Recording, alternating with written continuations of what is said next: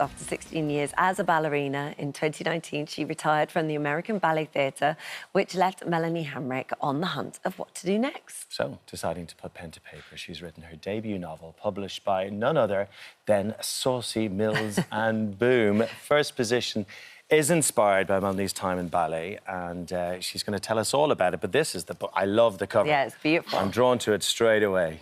Fantastic. Hi. Hi. How are you? Thank you. I love the cover too. Yeah, it's great. It really is. So let's explain a little bit about what it's about, because you have got Sylvie, isn't it? And we're following her as she's sort of falling into a relationship with dancer Alessandra. Yes. Yeah, so just describe what the situation is there. Well, when we meet Sylvie, she's a young woman, and when she entered the ballet world, she was this up-and-coming rising star, and then unfortunately a scandal kind of derailed her.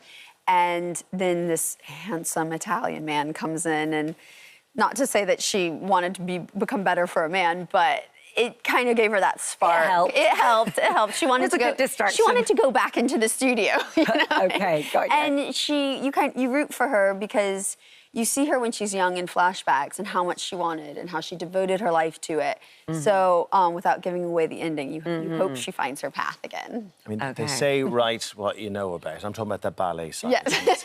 So tell us about your background in dance. I started at a very young age, at 6 or 7, and I wanted to be a ballerina. That was it. I think I did a school talent show, and I was the swan, and I was like, I'm going to ballet school. I went to a boarding school for ballet where they train you with about 30 other kids. Wow. I spent 5 years there, and then thankfully I got a job in the ballet. Yeah, after. I mean, it's a real dedication and a commitment. But so the book also, obviously, you know, you get this real insight into the world of ballet, which is one thing, but you also get a real insight into her sexual appetite, which is quite rapid. I mean, there are threesomes, there are sex in the theatre stalls, and this is no way a memoir. Is quite important to say that straight away. I was telling everyone, I wish I had had more fun as a dancer. I wish I had these experiences.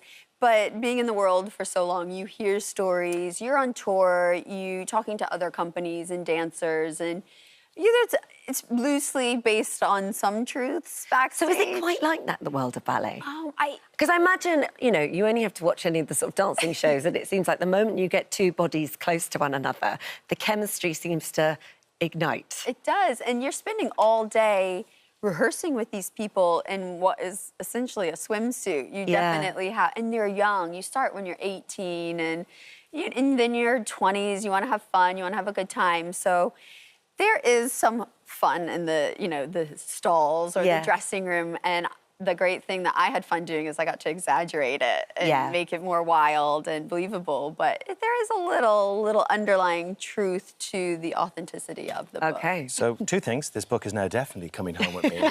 Holly? Okay. That's fine. I'll order my own. But also writing the racier scenes, and of course, Sir Mick Jagger, your partner, the love of your life. Yes.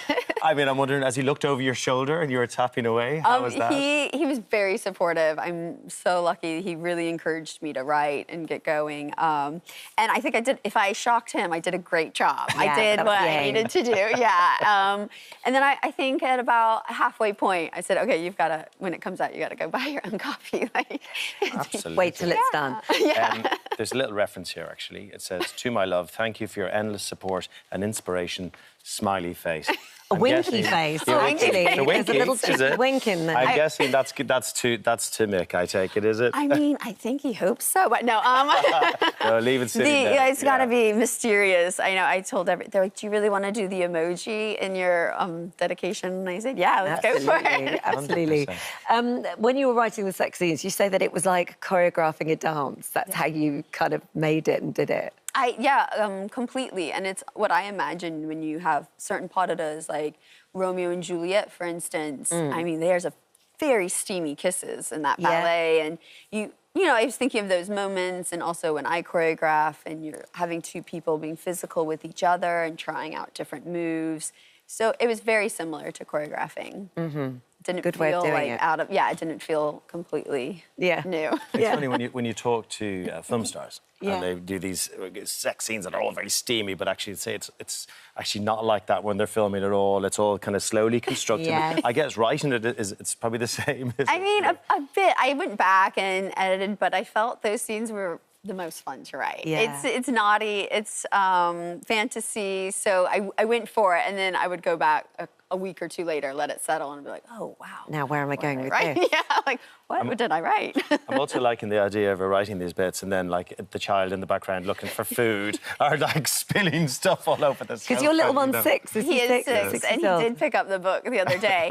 And I was like, I was reading, you know, just a 6-year-old level. And then he started reading, and I was like, put that down. That is not That's for not you. for you. He must be, I was thinking about this, genetically, he must be an incredible dancer, having mixed genetics Yes. and yours as well. Has he got some good He definitely good moves? does. I Yeah. feel we both learn from, when you're young, you have that no fear, you just go for it. So I love watching him dance. Yeah, I think we nice. both do, because that's a great move. Yeah. Wow, look at you. And then when I try to teach him, he's like, Mom, no.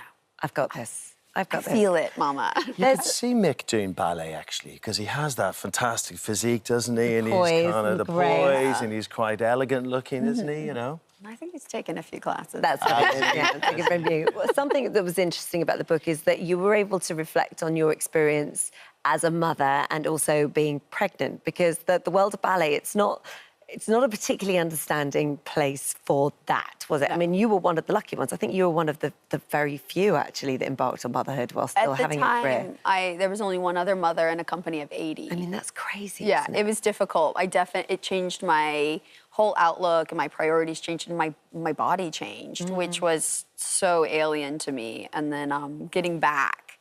Well, you went back after 4 weeks, I think. I didn't you? was, and I tried to take a ballet class after 2 or 3 weeks. Yeah. And I left early. I was like, what was I thinking?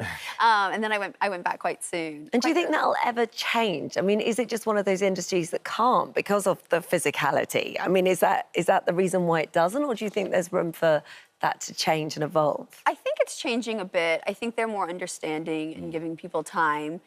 But again, it's such a young career, and you're always aware there's someone younger and fresher and better. So you put that pressure on yourself. I think now the time is more 6 months people wait, 8 months even. But if you wait too long, then you're too out of practice. Yeah. Every day off is like 3 days of training, in a sense. Yeah. It's quite an active conversation in sport, actually, in this country, and a lot of female rugby players now, in their contracts, they're saying, yeah, you want to go have a baby, that's fine, and you are absolutely welcome back to play for your country afterwards, you know, so it's more consciously thinking ahead, which is really important. Yeah, of yourself, like, can I get back and be as, I want to deliver what I know I can deliver, but if you take too much time, then you lose time with your baby. I know, so exactly. You have that hard, it's a hard balance. Well, I imagine for lots of ballerinas that are going through this at the moment, your story, because you were one of the few that did it, will be a real inspiration.